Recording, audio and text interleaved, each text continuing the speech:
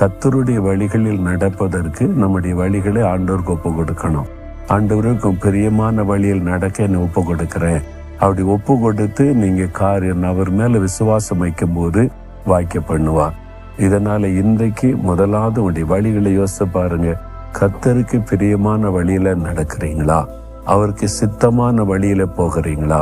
அல்லது நீங்கள் நினைக்கிற மாதிரி வாழ்றீங்களான்னு யோசித்து பாருங்க. அப்ப ஆண்டவர்கிட்ட ஒப்பு கொடுங்க. ஆண்டவரை நீர் தான் என் நம்பிக்கை, வாய்க்க பண்ணுவீர்னு விசுவாசிங்க. காரியம் வாய்க்கும்.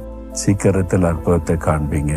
ஆண்டவரே, என் வழிகளை உமக்கு ஒப்புவிக்கிறேன், உண்மையில நம்பிக்கையா இருக்கிறேன், நீர் சொன்னபடி என் காரியத்தை வாய்க்க பண்ணுகிறீர். இன்றைக்கே ஒரு அற்புதத்தை எதிர்பார்க்கிறேன். இயேசுவின் நாமத்தில் ஆமேன், ஆமேன்.